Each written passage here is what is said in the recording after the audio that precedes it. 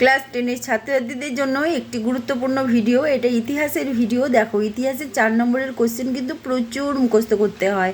সেক্ষেত্রে আমি বলতে চাইছি যে 4 নম্বরের কোশ্চেনে যদি পয়েন্ট করে মনে রাখা যায় তাহলে লেখার কাজটা কিন্তু খুব সহজ হবে। আজকে আমি যে ভিডিওতে বলবো সেগুলো বিশিষ্ট কয়েকজন ব্যক্তি এবং সংস্থার নাম বলবো, যাদের সম্পর্কে আমি কয়েকটি পয়েন্ট বলবো। মনে রাখতে পারো, আদারওয়াইজ লিখে নিতে পারো, সেক্ষেত্রে তোমাদের উপকার হবে। দেখো, সাবস্ক্রাইব করাটা জরুরি। আমি প্লেলিস্ট বানিয়ে দিয়েছি। প্লেলিস্টে আমি গুরুত্বপূর্ণ কিছু ভিডিও দিয়েছি যেগুলো ব্যাকলগে পড়েছিল। ব্যাকলগে পড়ে থাকা ভিডিওগুলো কিন্তু এমন নয় যে ভিউ আসেনি বলে দেখার মানে উপযোগী নয়। দেখলে বুঝতে পারবে কতটা অথেন্টিক, কতটা পারফেক্ট এবং কতটা ইউজফুল ভিডিও। আসছি ভিডিওতে। সাবস্ক্রাইব করে নেওয়া কিন্তু জরুরি। সাবস্ক্রাইব করে নিও। উপেন্দ্র কিশোর রায়চৌধুরী সম্পর্কে বলবো। তিনি ইউএন রায় অ্যান্ড সন্সের প্রতিষ্ঠাতা। এটি একটি ছাপাখানা। এটি তিনি 1895 সালে প্রতিষ্ঠা করেছিলেন। হাফটোন ব্লক প্রিন্টিং পদ্ধতি তিনি জনক। গুপিগাইন বাঘাবাইন, ছেলেদের মহাভারত, সেকালের কথা, টুনটুনির বইয়ের লেখক তিনি। সন্দেশ পত্রিকার সম্পাদক তিনি। স্ক্রিন অ্যাডজাস্টার যন্ত্র, ডায়োগ্রাফিক রিপ্রিন্ট ব্যবহারে তিনি অত্যন্ত দক্ষ ছিলেন।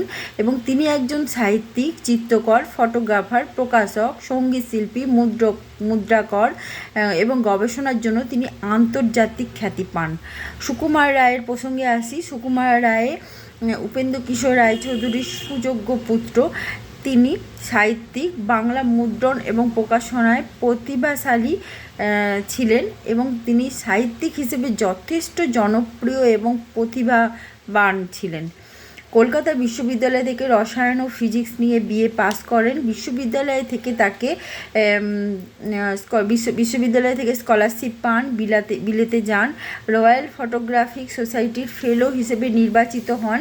আবোল তাবোল হজরলব এই জনপ্রিয় ছড়া বইয়ের লেখক তিনি। মাত্র 32 বছর বয়সে কালাজ্বরে আক্রান্ত হয়ে তিনি মারা যান। খুবই দুর্ভাগ্যজনক বিষয় এটা। আচ্ছা, Indian association for the cultivation of science বলেছি, যে কিছু সংস্থা সম্পর্কেও বলবো। এটা IACS শর্ট ফর্ম হয়। বিজ্ঞানের গবেষণার জন্য প্রতিষ্ঠিত এই প্রতিষ্ঠানটি। এর মাধ্যমে বিজ্ঞানের গবেষণার বিভিন্ন শাখাগুলো নিয়ে গবেষণা করা হতো।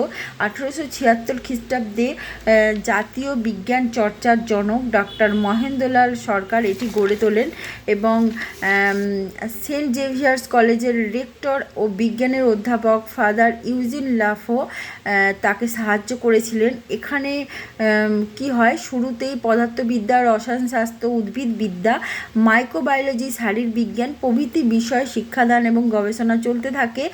এই প্রতিষ্ঠানে যারা গবেষক ছিলেন তারা হলেন চন্দ্রশেখর বেঙ্কটরমন, মেঘনা সাহা, জগদীশচন্দ্র বসু, আশুতোষ মুখার্জি। প্রসঙ্গত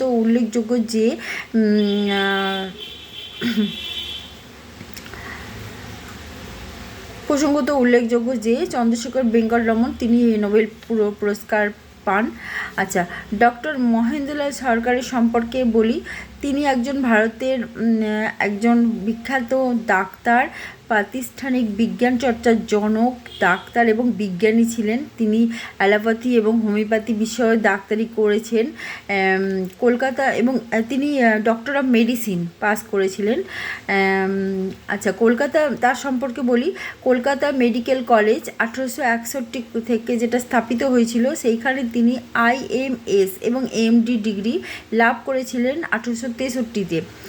MD ডিগ্রি পেয়ে প্র্যাকটিস শুরু করেন। ডাক্তারি প্র্যাকটিস শুরু করে দিয়েছিলেন। রোগ নির্ণয় সারিয়ে তোলার ক্ষমতা ছিল তার অসাধারণ। প্রথমে হোমিওপ্যাথি করেছিলেন, পরে অ্যালোপ্যাথি চিকিৎসা করতেন। চিকিৎসা বিজ্ঞানের ক্ষেত্রে ইতিহাসে তার সেরা ছিল হোমিওপ্যাথি চিকিৎসা। তিনি এই বিষয়ে বিশেষজ্ঞ ছিলেন। রামকৃষ্ণ পরমহংসদেবের যখন গলায় ক্যান্সার হয়, তিনি তখন সেই যে রোগের যন্ত্রণা, কষ্ট নিরাময়ের জন্য তিনি হোমিওপ্যাথি ডাক্তারি এখানে চিকিৎসা শাস্ত্রের মাধ্যমে তার সেই নিরাময় তো হয় না, কিন্তু যে যন্ত্রণা প্রশমিত করা তিনি চেষ্টা করেছেন। 1876 খ্রিস্টাব্দে 29 July Indian association for the cultivation of science প্রতিষ্ঠা করেন, যেটি ছিল বিখ্যাত একটি গবেষণাগার। বিখ্যাত 3 আইন প্রবর্তনে তিনি সরকারকে পরামর্শ দেন।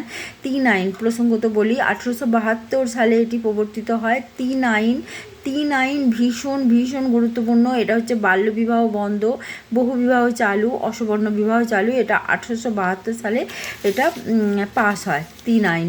আচ্ছা, এরপরে আসি বসু বিজ্ঞান মন্দির প্রসঙ্গে। বসু বিজ্ঞান মন্দির 1917 খ্রিস্টাব্দে আচার্য জগদীশচন্দ্র বসু প্রতিষ্ঠা করেন। এর অপর নাম এবং বর্তমান নাম বোস ইনস্টিটিউট। ঠিক আছে, ইংল্যান্ডের রয়্যাল সোসাইটি অনুকরণে এটি তৈরি হয়েছিল। এটি একটি গবেষণাগার। প্রেসিডেন্সি কলেজের অধ্যাপনা ছেড়ে জগদীশচন্দ্র বসু এটি প্রতিষ্ঠা করেন এবং এতে আত্মনিয়োগ করেন। তার সাধনা এটি একটি সর্বোত্তম মানে গবেষণাগারে পরিণত হয়। বর্তমানে এটি বোস ইনস্টিটিউট নামে খ্যাত। এখানে রসায়নবিদ্যা, পদার্থবিদ্যা, মাইক্রোবায়োলজি, উদ্ভিদবিদ্যা, বায়োকেমিস্ট্রি, বায়োসায়েন্স সমস্ত কিছু এখানে নিয়ে গবেষণা করানো হয়। ভারতে বিজ্ঞান চর্চার প্রসার ঘটাতে এর ভূমিকা ছিল অপরিসীম। এখানে দীর্ঘদিন গবেষণার পর আচার্য জগদীশচন্দ্র বসু কেসকোগ্রাফ যন্ত্রটি আবিষ্কার করেন, যার মাধ্যমে তিনি প্রমাণ করেন গাছেদের প্রাণ আছে। প্রসঙ্গত বলি, আচার্য জগদীশচন্দ্র বসু প্রেসিডেন্সি কলেজের অধ্যাপক ছিলেন। তিনি সেখানকার অধ্যাপনা ছেড়ে দিয়ে তিনি এই গবেষণাগারটি তৈরি করেন। কলকাতা বিজ্ঞান কলেজ প্রসঙ্গে আসি। 1914 খ্রিস্টাব্দে স্যার আশুতোষ মুখোপাধ্যায় এটি প্রতিষ্ঠা করেন। এর পূর্ব নাম university college of science and technology. আবার বলি, university college and science and technology. আচ্ছা, এক্ষেত্রে স্যার তারকনাথ পালিত এবং স্যার রাসবিহারী বসু জমি এবং যৌথভাবে টাকা দান করেন। টাকার পরিমাণ ছিল 37.5 লক্ষ। এর দুটি ক্যাম্পাস আছে, তারকনাথ পালিত ক্যাম্পাস এবং রাসবিহারী ক্যাম্পাস। এখানকার গবেষণা যারা করেছেন সেই সমস্ত স্টুডেন্ট হলেন মেঘনাথ সাহা, নীলরতন ধর, সত্যেন্দ্রনাথ বসু প্রমুখ। বিশ্ববিখ্যাত এখানকার শিক্ষকরা যেমন আচার্য প্রফুল্লচন্দ্র রায়, চন্দ্রশেখর বেঙ্কট রমন, সত্যেন্দ্রনাথ বসু, মেঘনাথ সাহা প্রমুখ বিশিষ্ট ব্যক্তিবর্গ। আচ্ছা, জাতীয় শিক্ষা পরিষদ প্রসঙ্গে আসি। এখানেও আমি কয়েকটি পয়েন্ট বলে দিতে চাই, খুব গুরুত্বপূর্ণ এটি।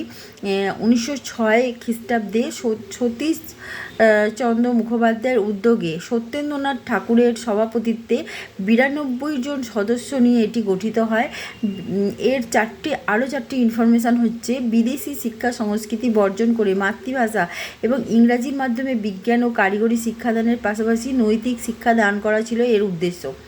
জাতীয় শিক্ষা পরিষদের উদ্যোগে বহু স্কুল কলেজ প্রতিষ্ঠিত হয়, যেমন বেঙ্গল ন্যাশনাল কলেজ, এবং 25টি মাধ্যমিক ও প্রায় 500টি প্রাথমিক কেন্দ্র প্রতিষ্ঠিত হয়, প্রাথমিক বিদ্যালয়। আচ্ছা, 3 নম্বর পয়েন্ট হচ্ছে ঋষি অরবিন্দ ঘোষ কেমব্রিজ বিশ্ববিদ্যালয়ের ছাত্র ছিলেন। তিনি সেখানে অধ্যয়ন করার পরে তিনি যখন ফিরে এলেন ভারতে, তিনি কিন্তু অনেক বেশি লাভজনক পদে আসীন হতে পারতেন, কিন্তু সেখানকার চাকরি ছেড়ে দিয়ে তিনি 1500 টাকার বেতনের চাকরি ছেড়ে জাতীয় শিক্ষা পরিষদের অধ্যক্ষ হন মাত্র 150 টাকার বেতনে। 25টি মাধ্যমিক এবং 600টি, আগেই বললাম 500টি না 600টি প্রাথমিক বিদ্যালয় প্রতিষ্ঠা করে পঠন পাঠনের কাজ সহজ করে এই সংস্থাটার নাম কি? জাতীয় শিক্ষা পরিষদ। আচ্ছা, বেঙ্গল টেকনিক্যাল ইনস্টিটিউট সম্পর্কে বলি যেটুকু হচ্ছে কথা। এর বর্তমান নাম যাদবপুর বিশ্ববিদ্যালয়। উদ্যোক্তা হচ্ছে তারকনাথ পালিত। প্রতিষ্ঠা হয় 1955-তে। পদার্থবিদ্যা, রসায়নবিদ্যার পাশাপাশি কারিগরি বিদ্যা শেখানো হয়। এখানকার ছাত্রছাত্রীরা একটি পত্রিকা প্রকাশ করত, পত্রিকাটার নাম টেক। বিজ্ঞান ও প্রযুক্তিবিদ্যার উন্নতি হয় এর মাধ্যমে। এখানেই প্রথম ইঞ্জিনিয়ারিং কলেজ। আজকে এই পর্যন্ত, বাই।